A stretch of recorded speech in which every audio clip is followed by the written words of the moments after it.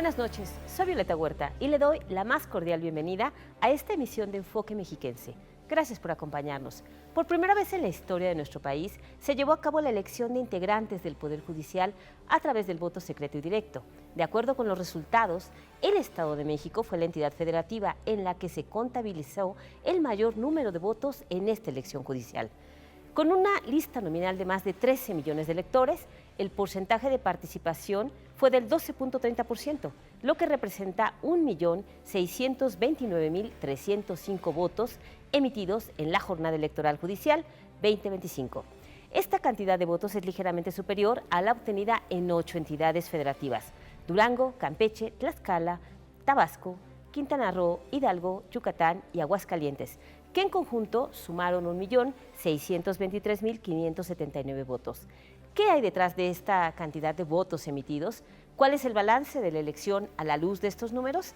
Para dar respuesta a estas y otras preguntas, esta noche nos acompañan en el estudio la maestra Soledad Gaitán Olmedo, docente e investigadora de la Universidad Autónoma del Estado de México.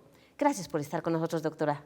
¿Qué tal, Violeta? Buenas noches. Gracias. Y también vía remota, a través de la plataforma Zoom, Aldo Muñoz, quien es catedrático de la Universidad Autónoma del Estado de México. Gracias por estar con nosotros, doctor Aldo. Qué gusto platicar contigo y con tu audiencia, Violeta. Muchas gracias. Y bueno, doctora, quisiera iniciar preguntándole, ¿qué lectura se puede dar de inicio a las cifras que arroja la elección judicial del domingo 1 de junio en el Estado de México? Bueno, yo creo que es un tema poliédrico, es decir, tiene muchos puntos que podemos abordar. Efectivamente, como tú lo comentabas, tal parece que en el Estado de México habría que recordar que además es el Estado que tiene el padrón electoral y la lista nominal más grande, casi igual a la población que teníamos hace unos 10 años, población total del país. Y efectivamente, yo creo que si bien es cierto, estamos hablando de un 12-13% de participación, también creo que esa participación esconde, enmascara de alguna manera los votos de algunos ciudadanos que acudieron a las urnas a emitir un voto nulo o bien a no votar por ninguno de los candidatos en ninguna de las elecciones. Entonces podemos pensar que sí es cierto que tuvimos una participación interesante, pero también habría que ver qué tanto esta participación y cómo se dio el voto, efectivamente podemos hablar de un proceso que otorga legitimidad a la propia elección. En nuestra legislación electoral no tenemos mínimos de votación requerida para otorgar los cargos, digamos, ¿no? Entonces podemos pensar que con esta elección, que en realidad, si nosotros vemos en general la discusión que se tiene, muchos observadores internacionales, organizaciones internacionales hablan de que fue muy baja, ¿no? Claro. Para la importancia que tenía la elección de uno de los poderes súper importantes en el país. Así es. Y bueno, doctor Aldo, con estas cifras, preguntarle si, ¿cómo ve en el Estado de México? ¿Se despertó, se generó más interés hacia la elección judicial? ¿Cuál es su opinión? Pues yo creo que sobre todo, Violeta, es una proyección estadística del conjunto de lo que es nuestro país. Y tiene que ver con que tenemos en el Estado de México a los municipios más poblados, tenemos la zona conurbada pues, más importante también a nivel nacional, que como todos sabemos pues colinda con la Ciudad de México.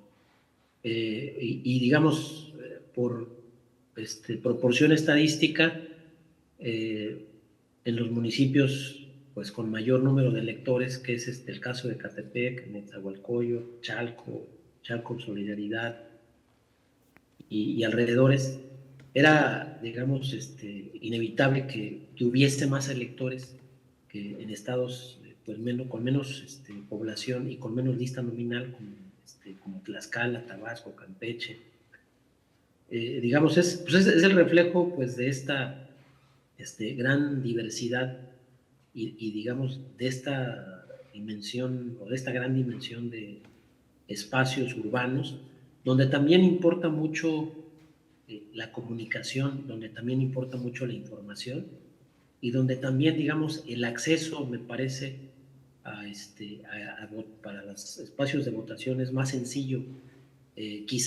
O sea, habría que revisar después con mucho detalle cuánta participación hubo en espacios rurales dentro del Estado de México,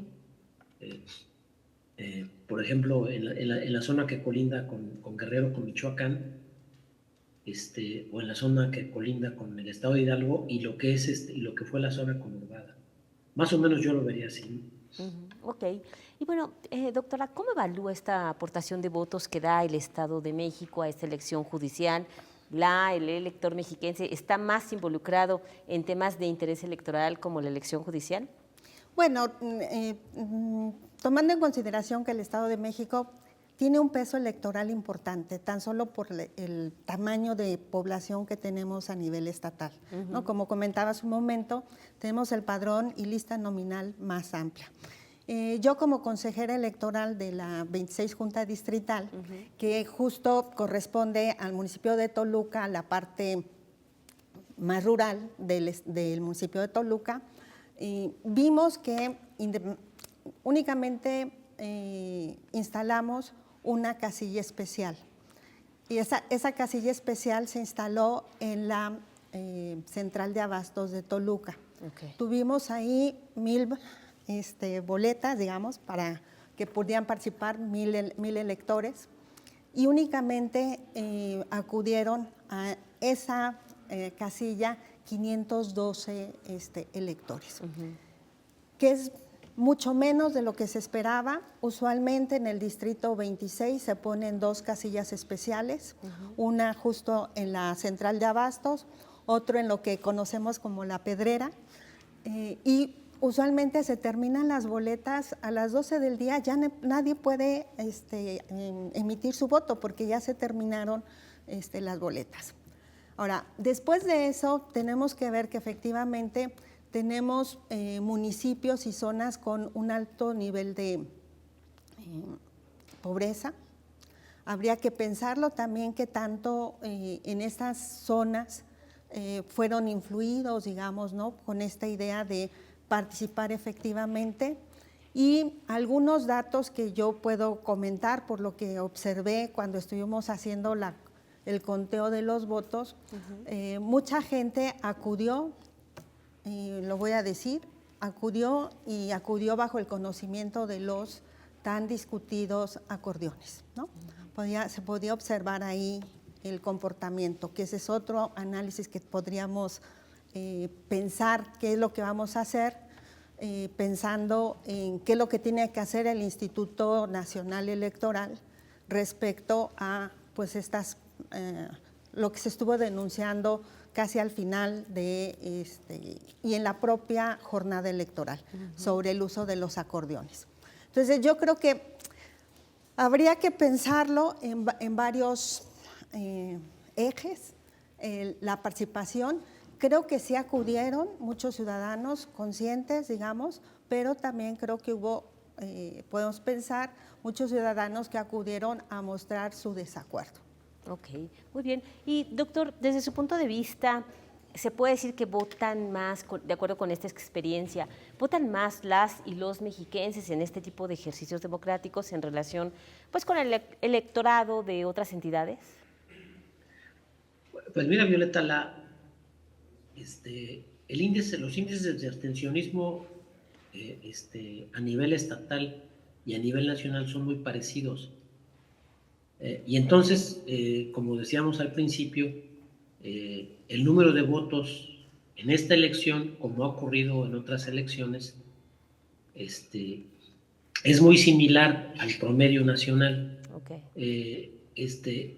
Y luego hay otro, digamos, otro elemento que vale la pena considerar.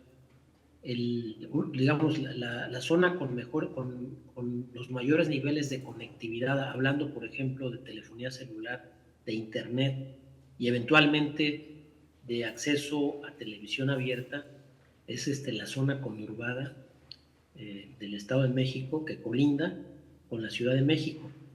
Esto en automático, pues, te da más acceso a información y eventualmente te da más incentivos o para ir a anular el voto, lo cual se considera en esta elección como un acto de participación, o para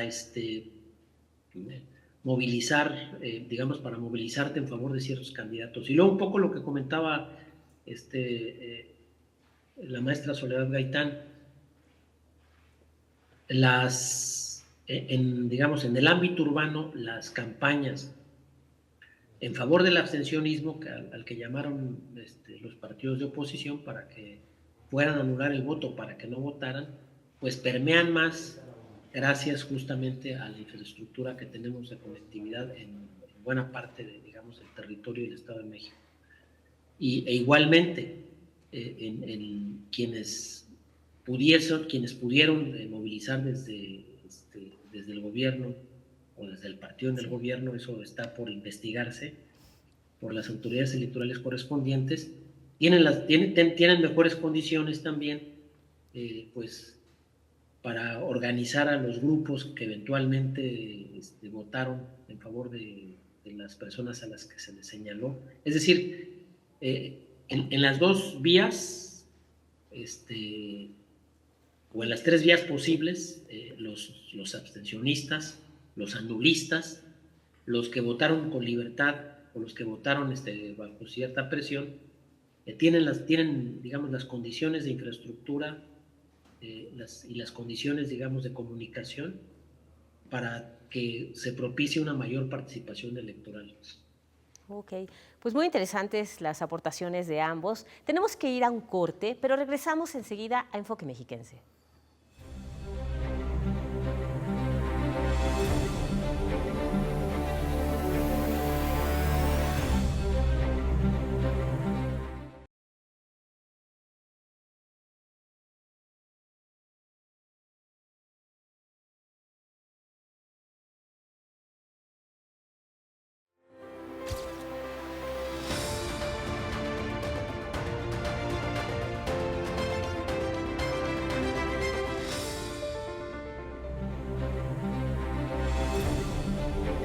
Ya estamos de regreso en Enfoque Mexiquense y en esta ocasión nos acompañan los especialistas Soledad Gaitán Olmedo y Aldo Muñoz para analizar el tema relacionado con el número de votos que aportó el Estado de México a la elección judicial del pasado 1 de junio. Y bueno, doctor Aldo, le quiero preguntar, este proceso electoral pues fue distinto, no hubo participación de partidos políticos, las boletas electorales fueron muy diferentes a lo que conocemos. ¿Cree que dentro de lo complejo que pudo haber sido el resultado, al final de cuentas, por los números que se dieron, fue positivo en el Estado de México? Pues mira, yo creo que fue positivo en dos sentidos y que cada quien tome, pues, la parte que considere, pues, más útil. Fue positivo porque finalmente se renovó el Poder Judicial y el Estado de México aportó una proporción importante para cumplir ese objetivo. Sin duda alguna, ese objetivo se cumplió. Por otro lado, fue positivo porque el Instituto Electoral del Estado de México, en el caso de la elección local, y el Instituto Nacional Electoral, en el caso de la elección nacional, demostraron que en las circunstancias más exigentes, de mayor reto, tienen las condiciones para organizar elecciones complejas, tienen el personal más capacitado, cuentan, digamos, con las herramientas administrativas, las herramientas tecnológicas y digamos, las condiciones materiales mínimas para llevar a cabo elecciones que no afectan o que no atentan contra la integridad electoral. Y por otro lado fue positivo si observamos la postura de quienes llamaron a no votar o anular el voto, porque en términos de lo que se había, digamos, proyectado, que era un rango de 15 a 25% de participación, pues resultó muy bajo.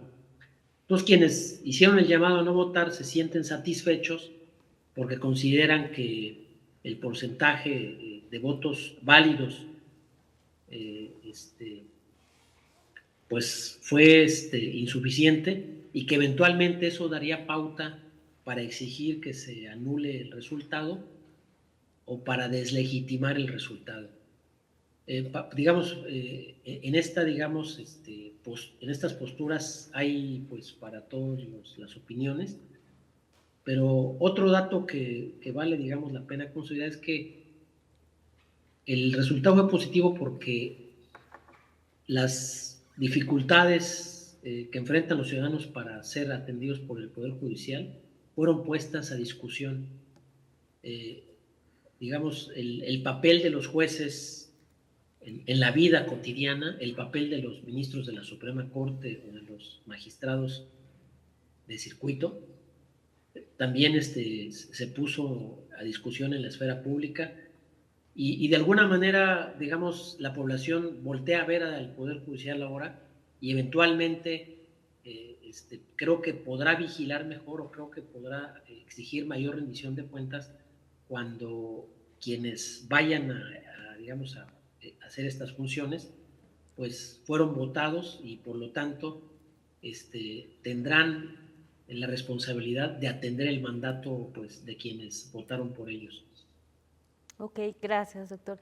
Y bueno, doctora, insistiendo en que por primera ocasión han elegido integrantes del Poder Judicial, de una parte porque tendremos elecciones en el 2027 nuevamente, en este proceso histórico, las principales motivaciones del electorado y qué se espera ahora ya en este inicio de renovación del Poder Judicial que tendrá que iniciar en el mes de septiembre.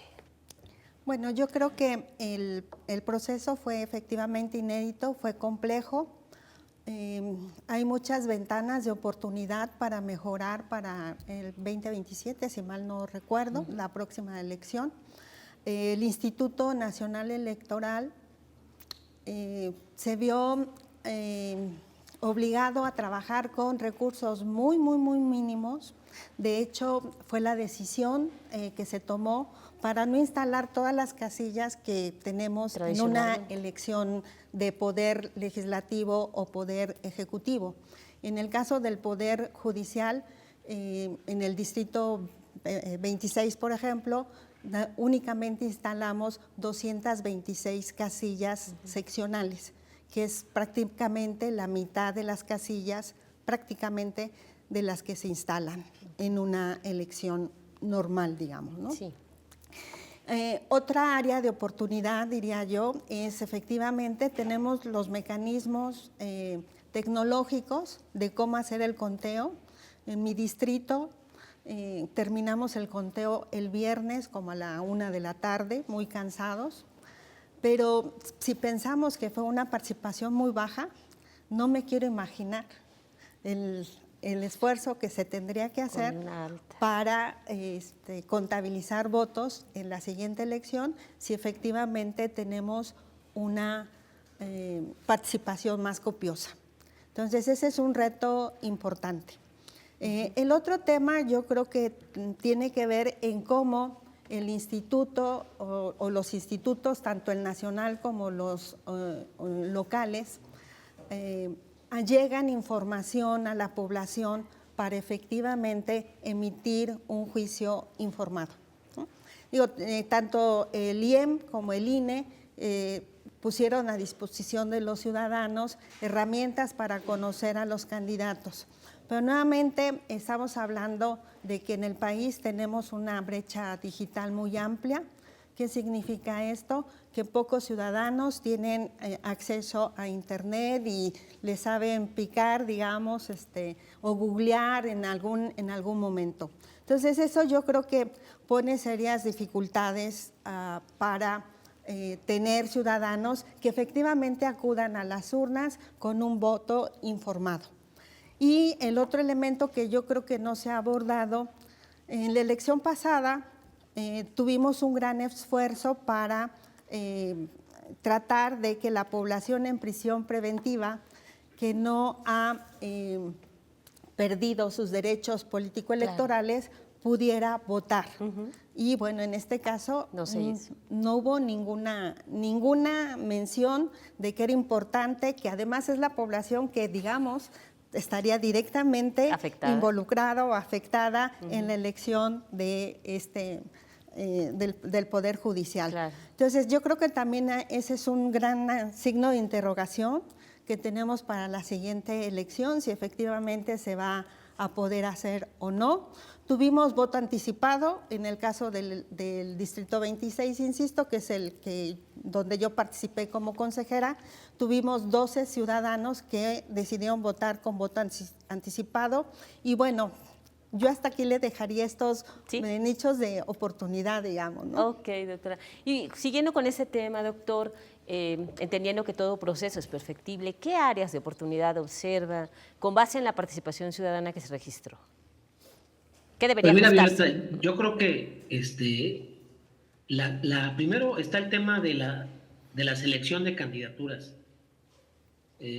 A todo el mundo le consta que salieron nombres de personas que tenían problemas de reputación, graves problemas de reputación o antecedentes que no debían haber pues, dado lugar a una candidatura de ningún cargo, ¿no? Incluso había personas que habían estado en la cárcel, señalados por actos de corrupción, en fin. Yo creo que ahí digamos, hay un área de oportunidad pues, que se debe de atender. Otro elemento, Violeta, que es, digamos, clave, es que las boletas estaban saturadas de nombres. Por ejemplo, la elección del Estado de México, como solo atendió la vacancia de 56 personas juzgadoras, fue más sencillo, digamos, ubicar las candidaturas en los distintos distritos judiciales. Había 2 o 3 candidatos. Eso es más sencillo, digamos, de revisar, de analizar y eventualmente, pues, de tomar la decisión.